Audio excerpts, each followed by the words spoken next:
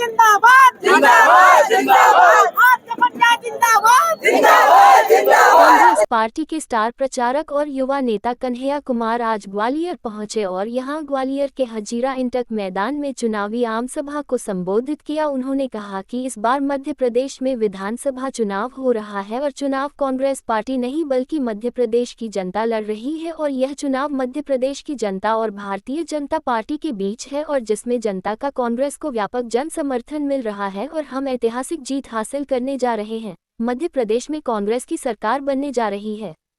कन्हैया कुमार ने कहा कि देश में कोई सामंतवाद नहीं है, ना कोई किसी का गढ़ है। देश 1947 में आज़ाद हो चुका है और अब हर भारतीय को अपनी पूरी बात कहने का हक है। भारत में संविधान का राज है और जनता का राज है। अमित शाह द्वारा केंद्रीय मंत्री सिंधिया को श्रीमंत कहकर संबोधित किए जाने पर उन्होंने कहा कि इससे जुड़ा सवाल तो भारतीय जनता पार्टी से पूछा जाना चाहिए। उन्होंने यहां कांग्रेस उम्मीदवार सुनील शर्मा के समर्थन में लोगों से मतदान करने की अपील की। और यहाँ पर उपस्थित जिनकी बदौलत मैं यहाँ पर खड़ा हूँ, मेरी आन बान शान, मेरी देवतुल्य ग्वालियर विधानसभा की जनता और देवतुल्य मेरे कांग्रेस की आन बान शान साथियों को मैं बारंबार प्रणाम करता हूँ और नमन करता हूँ।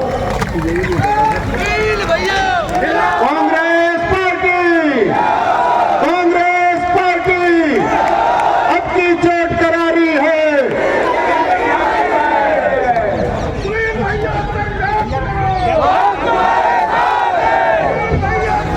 मेरा आपसे अनुरोध है, मेरा चूंकि गला साथ नहीं दे रहा क्योंकि लगातार मैं 9 माह से 10 माह से और 3.5 साल ये और 35 वर्ष मैंने ग्वालियर विधानसभा की और ग्वालियर की जनता की सेवा की है। आदरणीय कन्हैया कुमार जी, आज मैंने बारंबार फिर कहता हूं कि मुझसे जब लोगों ने कहा कि पार्टी ने आपको मौका दिया, मैंने कहा मैं 3 लोगों का शुक्रिया अदा करता हूं।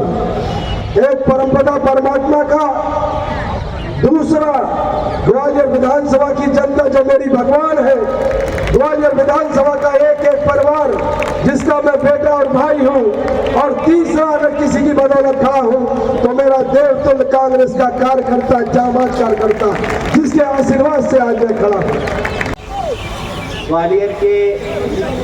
ग्वालियर चंबल संभाग के अलग अलग जिलों के और मध्य प्रदेश के एक एक आदरणीय बुजुर्गों का, माताओं बहनों का, नौजवान साथियों का, किसान मजदूर भाइयों का, सरकारी नौकरी करने वाले, प्राइवेट नौकरी करने वाले, मेहनत मजदूरी करने वाले, व्यापार करने वाले, दुकानदारी करके, बिजनेस करके अपने परिवार का भरण पोषण करने वाले मध्य प्रदेश की आप सभी आदरणीय जनता का अभिनंदन करता हूं, वंदन करता हूं, आप सबको नमस्कार करता हूं। हम तो बस सिर्फ ये साझा करने के लिए आए हैं कि जब चुनाव हो रहा है, 5 साल के बाद चुनाव हो रहा है, तो ये आपके पास एक मौका है। जैसे एक मौका होता है ना, दिवाली आने वाली है तो लोग घर में पेंटिंग करा रहे हैं, साफ सफाई करा रहे हैं, कचरा बाहर कर रहे हैं, कूड़े को निकाल रहे हैं, झाड़ रहे हैं। ये साफ सफाई हर 5 साल में होना चाहिए। और मध्य प्रदेश की जनता ने 2018 में ये साफ सफाई कर दी थी, कचरा बाहर निकाल दिया था। लेकिन पहली बार हमने देखा है कि ऑटोमेटिक कचरा था, निकालने के बाद भी बाहर नहीं जा रहा है, डस्टबिन में पहुंचा दे रहे हैं तो उठ करके घर में आ जा रहा है। इस बात को मैं इस रूप से कहना चाहता हूँ कि 2018 में मध्य प्रदेश की जनता ने सरकार बदल दिया था। बीजेपी को अभी चुनाव के वक्त होश आया कि मुख्यमंत्री बदल देना चाहिए, लेकिन मध्य प्रदेश की जनता को 5 साल पहले यह बात समझ में आ गया था कि यह घोड़ा नहीं चलने वाला, यह सिक्का खोटा है, इसको बदलो।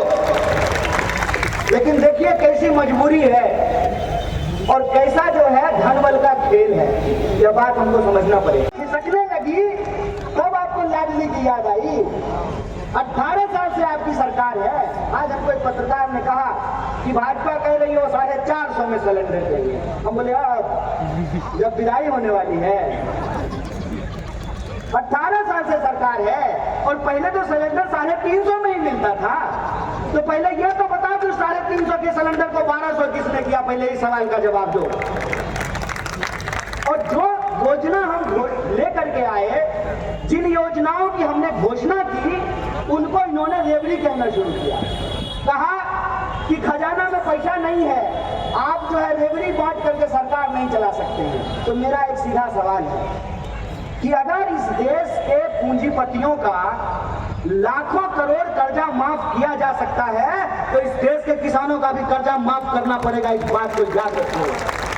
अगर बड़े बड़े पूंजीपतियों की फैक्ट्री का बिजली बिल माफ कर सकते हो, तो इस देश के मिडिल क्लास का भी बिजली बिल तुमको माफ करना पड़ेगा। इस बात को याद रखो। अगर मंत्री जी का बेटा विदेश में जाकर के पढ़ सकता है, तो हमारे बच्चों के लिए भी तुमको शिक्षा और स्वास्थ्य की व्यवस्था करनी पड़ेगी। इस बात को याद रखो।